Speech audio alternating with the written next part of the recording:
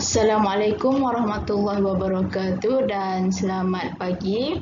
Hari ini Cikgu Ha ingin menerangkan tentang topik bahan mentah. Okey, bahan mentah ya.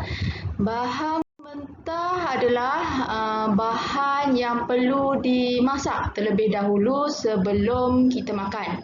Maksudnya bahan ni adalah bahan mentah yang perlu kita gunakan haba untuk memasaknya supaya bahan mentah ini masak dan selamat untuk dimakan. Untuk mengetahui bahan mentah itu, kita perlu tahu ciri-ciri bahan mentah. Okey, bahan mentah ni adalah bahan makanan yang tidak tahan lama jika kita tidak simpan dia di dalam peti sejuk atau peti sejuk beku lah. Okey, jadi tempoh masa untuk kita guna bahan mentah ni adalah pendek.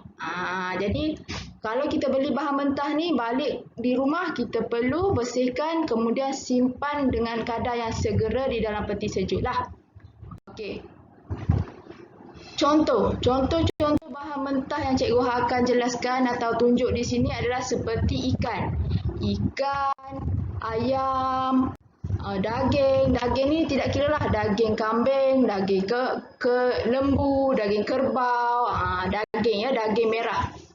Seterusnya karangan laut. Karangan laut ni bermaksud seafood lah. Makanan laut seperti ketam, udang, sotong, kerang, kepah, siput, tiram. Itu semua dalam golongan atau kategori karangan laut atau seafood.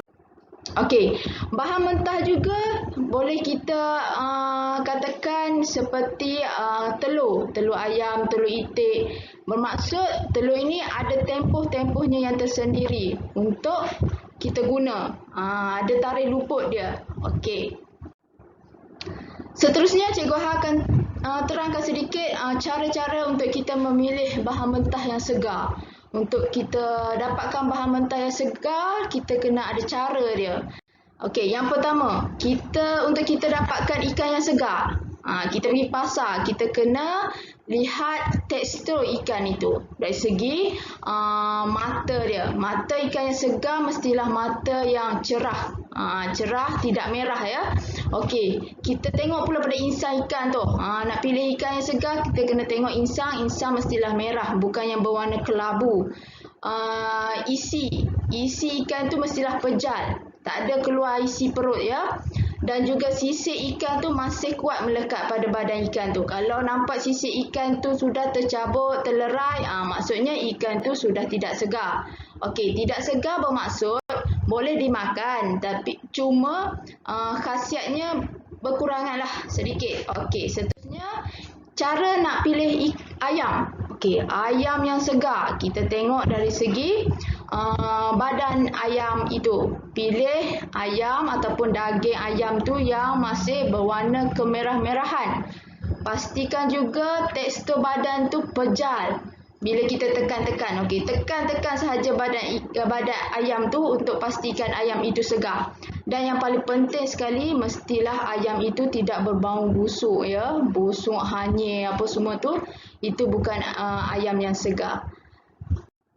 Seterusnya, pemilihan daging merah yang terbaik. Okey, daging merah ni mestilah kita pilih dari segi tekstur luarannya masih berwarna merah, bukan berwarna kelabu, hitam, hijau. Dan juga untuk memilih daging yang segar, kita perlu lihat pada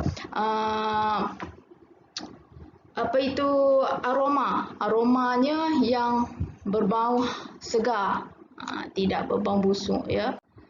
Seterusnya, karangan laut tadi ataupun seafood seperti ketam, sotong, udang. Untuk kita pilih karangan laut yang segar, nak beli bahan mentah yang segar karangan laut ni, kita perlu tengok kepada bentuk dia. Bentuk elok, tidak lembik. Maksudnya pejal lagi lah isi badan dia.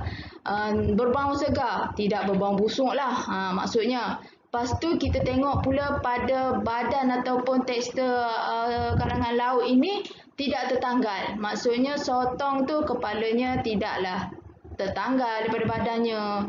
Udang tu pun kepalanya dengan kulitnya tidak tertanggal. Ketam pula sepit dia tidak tertanggal. Kerang pula kulit entah ke mana, isi entah ke mana. Maksudnya masih lagi badan karangan laut itu dalam keadaan yang baik. Okey, sekian saja PDPR Cikgu Ha hari ini. Jadi maksudnya hari ini Cikgu Ha mengajar tentang bahan mentah. Contoh-contoh bahan mentah ada disediakan, ada disebut tadi, dan juga cara memilih bahan mentah itu untuk kita dapatkan bahan mentah yang segar, seterusnya memasak dengan cara yang sesuai untuk mendapatkan nutrisi yang terbaik untuk badan kita. Okey, kita jumpa lagi pada PDPR kita yang seterusnya. Okey, apa-apa buat kerja sekolah Cikgu Ha. Okey, sekian, terima kasih. Assalamualaikum.